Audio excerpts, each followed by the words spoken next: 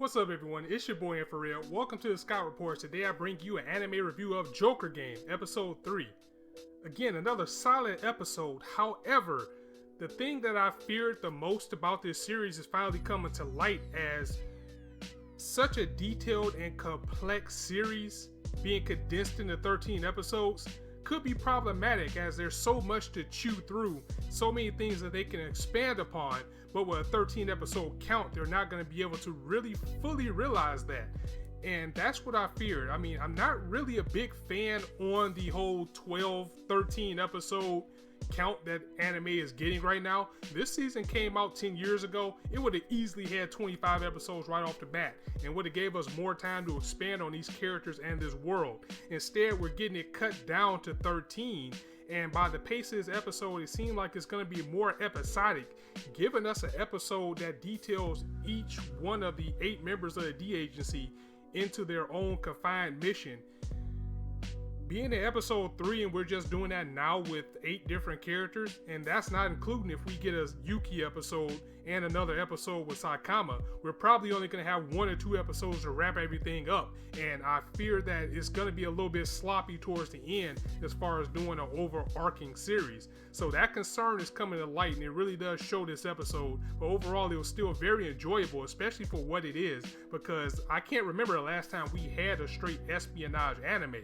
So just by that alone, it still keeps the strength that I have going into it, because for once we don't have an episode about a high school kid trying to grow up. We have an episode about adults doing adult things, and it's just a different change of pace. So on that note, let's go ahead and get with the breakdown for the episode. So our episode starts off right in the fray of one of our 8 agents in 1940 France, as he awakens after being knocked out in a cottage along with 3 people. It's 2 men and a woman, and their names are John, Elaine, and Marie. And we find out at this point of the war that Germany has taken over France, and how we got to where we are now is there was a woman in the middle of the street. She was a nun, and she was rebelling, or pretty much being vocal against the Germans taking over, and they apprehended her and they were just about to execute her. However, our agent, who was going by the name of Shimano, freed her, and this caused a riot. And during the riot, he was gun-butted over the head by one of the German soldiers, but he was taken in by these 3 people, and this leads us to where we are now. They're a little bit concerned about him though, because as he was knocked out and as he was sleeping, they say that he was muttering Russian. However, when he's speaking to them, he's very fluent in French. Also, he has a little bit of contrast with himself, because he has lost his memory at this point because of the gun butt. But while that is going on, he keeps getting flashes in his head being told not to give up his mission or what he's doing. Marie and the rest are also very cautious of him, because his glasses that he was wearing is cosmetic, as well as he had cotton in his mouth when they recovered him. He was also muttering a sequence of numbers, which was 90 to 8 to 2. But for some reason, he can't remember why he was doing this or what it means. Elaine mentions that they are grateful for his help. However, he was a little bit taken aback that the agent was able to recite a poem that was in the mirror fluently and very clearly, even though the letters were backwards, almost as if he knew what it was already, it seems, which was a little bit weird and can be a little bit understandable why they would be cautious about this guy to begin with. Now, just as this is going on, German troops come to the door, and Shimano at this point offers to just give himself up, since he feels they're looking for him instead of putting the other 3 in danger. However, Elaine and Marie disagree with him and decide to keep everything going on with them secret, as they reveal they are part of the French resistance. So that was pretty cool.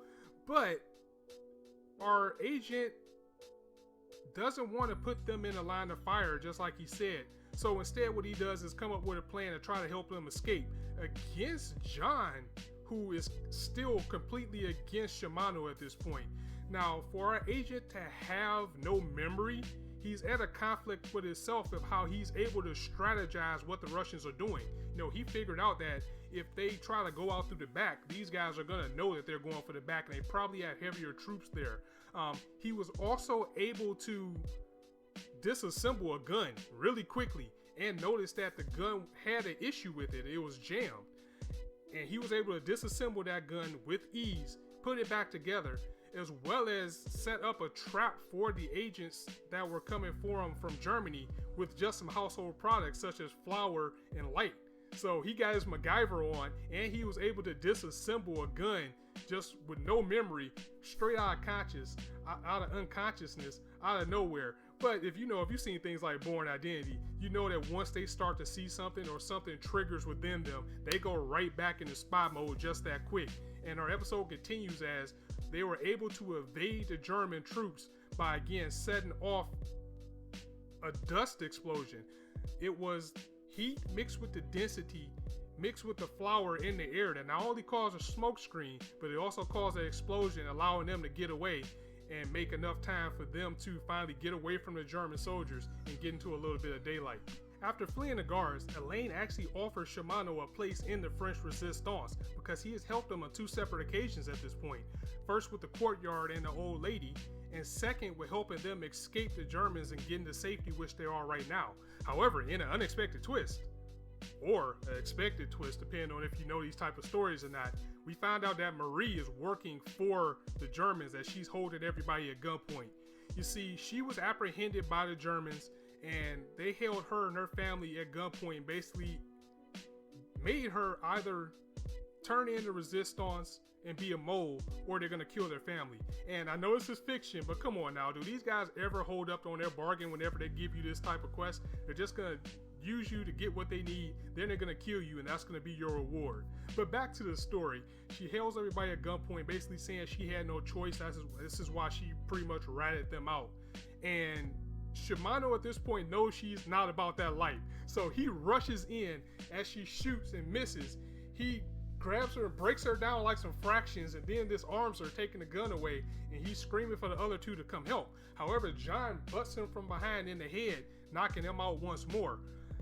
Shimano wakes up and Elaine is still there, and he explains that John was in love with Marie, and it kind of parallels to the poem that was mentioned earlier in the episode, in a sense that saying Marie chose her family over her mission, and John chose the love of his life over his family in a sense. So they ran away together. That was pretty much the end of that. And he asked Shimano how did he know that Marie was the mole, and the reason why he knew is because he figured out that when he found out that the gun that he had was broken, she was the first to say what's wrong, or to ask what was wrong with the gun. If it was just a gun that was in the house and not planted and nothing was wrong with it, it would have just been jammed. Nobody would have known. So with that being said, Shimano now has an ally in Elaine with the French resistance, and he has his memories back, and he also says mission complete. No devices used, no communication used, and his cover wasn't blown. Like, wait a minute, did he just give himself a grade like he was playing Metal Gear? I'm pretty sure that was all Yuki's doing. And on that sense, we catch up with Shimano in this undisclosed area, and Yuki is there asking for a report of what happened. And we found out the meaning of the numbers that Shimano had at the beginning of the episode. It was basically 90 to 8 to 2, which was the number of bystanders to German collaborators to the resistance members in France. So all along the mission was to find the resistance, so it seems. According to Colonel Yuki, the whole reason that Shimano was sent on this mission, to his dismay, was to actually investigate the resistance to see if anybody else or any other countries was providing them with weapons, which they were not. Because here we find out that the Germans are actually in an alliance with the Japanese. Mind blown, or maybe mind not blown if you're a history buff, because if you're keeping up with World War II, if you know how World War II went down, a lot of this stuff will be nice little tidbits for you, even though if it's fiction, because types of actions like this is what led to the bombing of Hiroshima between the Americans and Japan, because they were working with Germany, who was the biggest villain in World War II right now. So we start to see the seeds being sown of Japan and Germany working together. And that's what I was saying earlier about the series not having enough time, because Yuki mentions that during their training, pretty much to not give up your mission, or your mission objective is embedded into your head. So no matter what happens to you, it's always going to be deep back there, so you'll always remember it. It would have been nice to get a little bit more time. Maybe this should have been 2 episodes so we can see a little bit more training of what the D agency goes through, and we'll have a better understanding. I mean, I know for them to go ahead and show it first would have been a spoiler, but maybe after this was revealed, maybe it would have had a little bit more time to actually show what he went through during this training. And after this mission is pretty much reported to Yuki, he says this is one of the last missions that these guys are gonna have now that they're aligning with the Germans, and he dismisses Shimano, giving him the option to leave. However, Shimano chooses to stay with the D agency right now, but he says, if you're gonna send me on another mission, at least next time make it hard for me. So just like before, all of this was planned by Colonel Yuki, except getting butted on the head. That was unexpected, but the training that they go through with the D agency was kind of a failsafe to make sure that no matter what happens, his mission will always be first, as it's pretty much beaten into the subconscious. Even the old lady was a setup, because he saved the old lady and told her to call the German guards, so that's how they end up being at the doorstep. So yeah, that was the episode in a whole, and it looks like next week we are going to go right to another agent, and it looks like this one is going to be gamble heavy, so maybe we'll get some Casino Royale, we'll get a James Bond type of episode next time, so I'm really looking forward to seeing this one. Again, the problems in this series overall are beginning to come to light, because it is just too much detail for it to only have 13 episodes, and with them having kind of a vast amount of characters to chew through, I fear that big details like the training that these guys are going through, or maybe even a little bit more expedition, is just going to get plowed over. So yeah, that was the episode in a nutshell, and that was the breakdown. Let me know what you thought about it in the comments. Are you going to stick with this series, or are you going to wait for the dub? I know this is like Psycho-Pass to me. I had to watch it twice to pretty much get everything that I gave you right now. And I think in the dub it'll translate a little bit better. It'll be a little bit easier to follow. Are you excited to see where we're going next episode? Do you think they have enough episodes to cover everything in this series? Because it is based off a novel. So that is it for the Scout Report. Thanks for joining me as usual. As I always say, you guys can be anywhere on YouTube right now, but you chose to listen to me, and I really appreciate that. So if you like anything I had to say, go ahead and drop the video a like. And if you want to hear more, go ahead and hit the subscribe button, as I upload content for you guys almost daily right now. So it's always something for you to kick back and listen to. And be sure to join me tomorrow as I give the 3rd test run to Bungo Stray Dogs.